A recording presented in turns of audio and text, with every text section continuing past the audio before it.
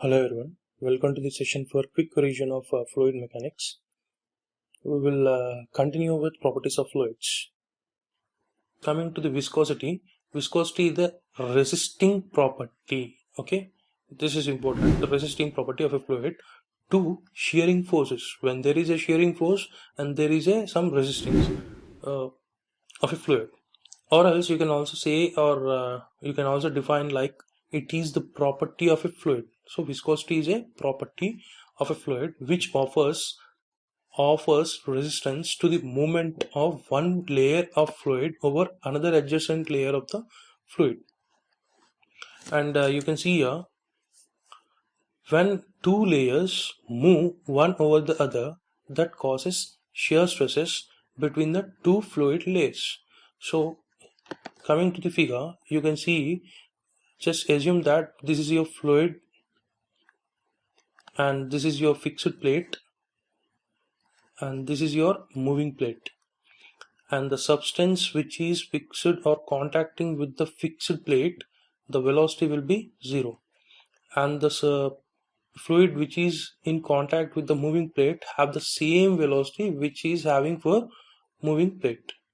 And now here the velocity is 0 for this particular layer, and for this layer it will increases, and here again it increases. If you assume that the velocity is u here and the velocity of other layer will be u plus du, that means the difference between these two layers is du. It's a difference of velocity, and that means here you can take the velocity as v. Okay, which is the velocity of a moving plate, and the fluid which is in contact with this moving plate has same velocity which is v. That means the velocity is varying from 0 to v in y direction. Right. So what is happening between these two layers? What is happening? It is resisting one layer over another layer.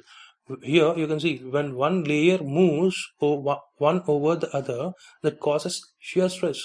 Because of that shear stress, there is a resisting property by the fluid.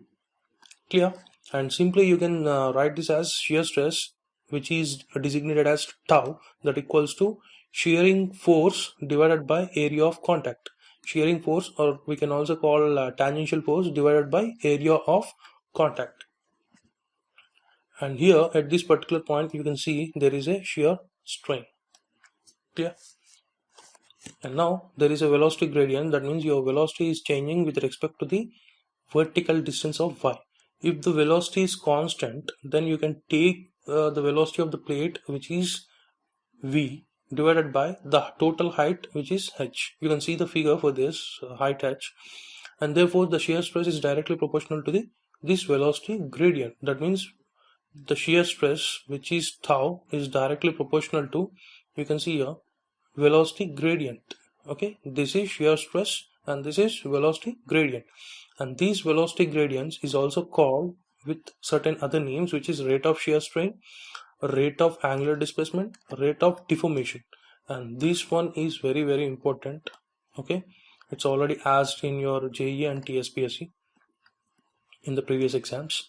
Now if this shear stress is directly proportional to du by dy, which is a velocity gradient, it is proportional. If you want to make as equal, then yeah, you require some constant, and that constant is coefficient of viscosity, or simply see here, you can see here, mu is coefficient of viscosity or dynamic viscosity, or if you want you can call it as absolute viscosity, or simply you can call it as viscosity, but better it is try to remember as dynamic viscosity. And this equation we call it as Newton's law of viscosity. And moreover, the fluids which will obeys this Newton's law of viscosity are Newtonian fluids, and which does not obey this Newton's law of viscosity, that fluids are non-Newtonian fluids. We'll see in the coming sessions. And now the shear force, okay, equals to tau into area. What is tau now? Mu into du by dy, mu into du by dy into area. Okay, if you want the shear force from this equation, you can write in this way. Clear? if upper plate moves with a constant speed v, then the shear force is equals to tau a equals to mu into area, which is contact surface area, into v by h. That means this velocity gradient is changes with a change of velocity with respect to the change of height. But if the speed is constant, then you can directly write it as v by h. Okay, and this is very important, and this is asked in your gate exams to solve the problems. It's very useful to solve the problems in the gate. And next, shear stress. Shear stress tau is equals to mu v by h. That means this is for shear force. If the velocity is constant, you can write the shear force in this way, and if you want the shear stress, you can write in this way. Okay, here the velocity gradient, which is du by dy, is changing with v by h, replacing with v by h. Now if you draw graph between your shear stress and the rate of deformation, which is velocity gradient, you will get a linear one for the Newtonian fluids. Okay, and for the Newtonian fluids we have a linear curve, and now for a slope you can take like this, which is a by b. A is your shear stress and the b is velocity gradient, and that slope is viscosity.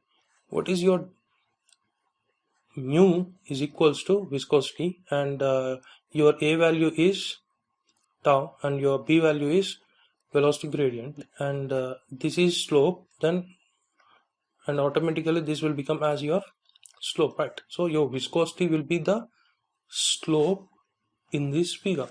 And for the Newtonian fluids, your tau is directly proportional to du by dy, and that tau equals to mu into du by dy. And if you replace all this, and your viscosity will become as a slope. And this is important. It is previously asked in ESE exam.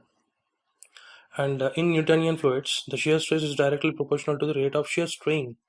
Rate of shear strain is also called velocity gradient, and it follows or obeys the Newton's law of viscosity. Which one? The Newtonian fluids. Okay, in Newtonian fluid, the shear stress is directly proportional to velocity gradient, and this obeys the Newton's law of viscosity. But coming to the fluids which does not obey the Newtonian law of viscosity are called non-Newtonian fluids. And coming to the units of viscosity, which is u equals to tau by du by dy, and you know what is the shear stress now, Newton per meter square, and the velocity gradient units is 1 per second, and if you simplify this you are going to get Newton second per meter square, and finally 1 Newton is equals to kg meter per second square, and if you replace this you're going to get the viscosity is equals to Newton second per meter square, or you can also write it as Pascal second. Newton per meter square is Pascal, and you can write the second here, and or you can also write this units or kg per meter second. And if you want the same units in the CGS, then this 1 gram per centimeter second is 1 poise. Simply you can call it as 1 poise, and that 1 poise is equals to 1 dyne second per centimeter square. You can see here Newton, dyne, second, meter square, and the centimeter square. You can simply remember this unit, which is 1 poise equals to 1 dyne second per centimeter square, and that is your 1 gram centimeter second, and 1 kg per meter second is equals to kg 10 cube, that means 1000 grams, your meter 100 centimeters into second, and that equals to, if you simplify this, you are going to get 10 gram per centimeter second. That means your 1 kg per meter second is equals to, you can write it as 10 gram centimeter into second. If you substitute this value here, you are going to get 1 Pascal second is equals to 10 poise, and this is very important to solve your problems. And 1 poise equals to 1 by 10 Pascal second. Okay, so in the problems, if they ask you the question in poise, if you want to convert that into Pascal second, just multiply with 10. And now the dimensions is m into L to the power of -1 t to the power of -1. We will continue in the next session. Thank you.